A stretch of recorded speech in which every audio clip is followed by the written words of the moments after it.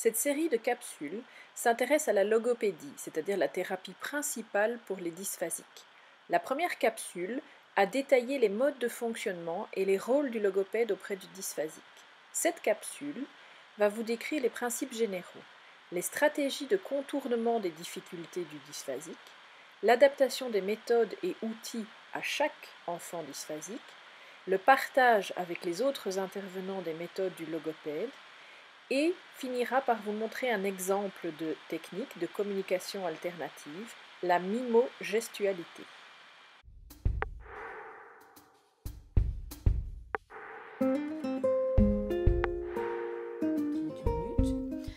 Tout en tenant compte du type de dysphasie et de la gravité du trouble, l'objectif permanent de la rééducation sera la communication.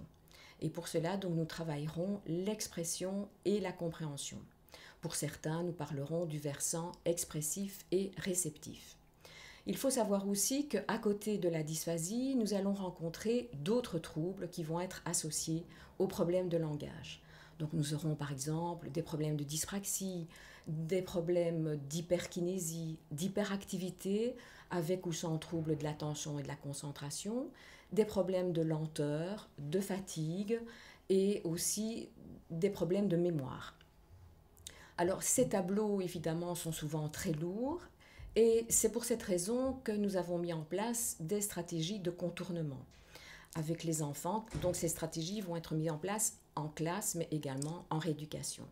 Les canaux visuels, graphiques et kinesthésiques vont donc être privilégiés durant tous les apprentissages.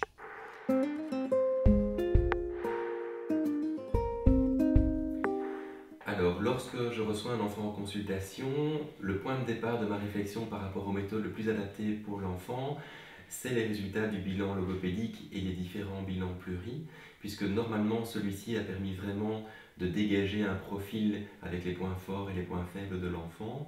Et donc ça permet vraiment de m'appuyer sur les points forts dégagés lors du bilan pour essayer vraiment de construire des compétences qui n'ont pas pu se développer chez l'enfant dysphasique.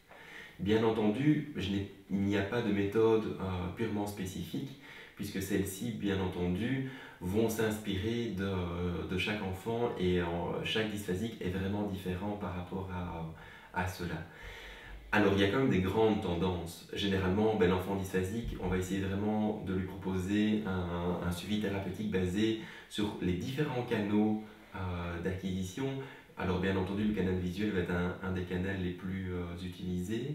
Il y a également le canal kinesthésique. Alors là, ne convient pas à tous les enfants dysphasiques parce que parfois la dysphasie s'accompagne de dyspraxie et les problèmes praxiques vont empêcher certains enfants de développer également de manière efficiente ce canal-là. Mais donc je dirais, voilà, il n'y a pas de processus spécifique, il faut vraiment se poser des questions, ne jamais fermer toutes les portes. Et moi je dirais, ce qui est le plus important dans ma pratique logopédique avec les enfants dysphasiques, c'est vraiment de procéder par essai et erreur. C'est-à-dire qu'on va essayer des choses avec l'enfant dysphasique et c'est la réponse de l'enfant qui va nous permettre de voir si on est sur le bon chemin ou s'il faut essayer d'autres choses. Puisque bien entendu, si on voit que l'enfant accroche et que la compétence se construit, ça veut dire qu'on est sur le bon chemin et qu'on propose à l'enfant des points d'ancrage sur lesquels il peut s'appuyer et construire sa compétence. Si par contre on se rend compte que c'est lent, que c'est fastidieux et que l'enfant n'y arrive pas, on doit se reposer d'autres questions et donc peut-être essayer d'autres choses. C'est un petit peu la difficulté avec l'enfant dysphasique, c'est que voilà, on fonctionne beaucoup par essai-erreur.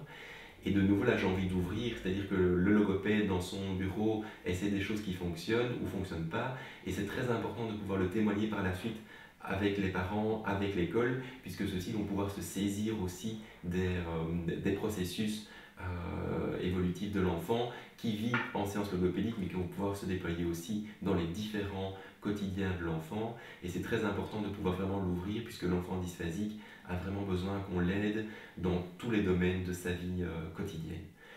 Bien entendu, le logopède va s'aider aussi, et encore plus pour la dysphasie, de différents outils complémentaires à sa prise en charge. Je pense par exemple à tout ce qui va être, pour certains enfants, les carnets de communication, les tablettes, les ordinateurs à l'école, les procédés qui vont vraiment permettre à l'enfant de s'appuyer sur du matériel pour vraiment pouvoir construire ses compétences. Je pense également au référentiel que l'enfant peut construire avec le logopède, qu'il peut utiliser à l'école, qu'il peut utiliser à la maison. Et ceci, bien entendu, que ce soit tous les outils, devront être vraiment partagés et travailler dans la collaboration avec les différentes personnes qui graviteront autour de l'enfant.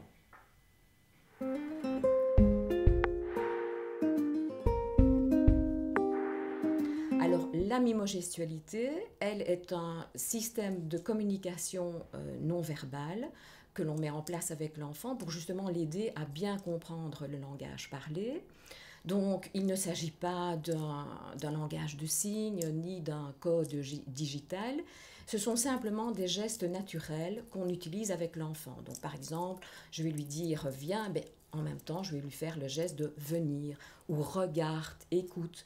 Donc, accompagné de l'intonation de l'adulte, la mimogestualité va favoriser la focalisation du regard et l'écoute de l'enfant dysphasique.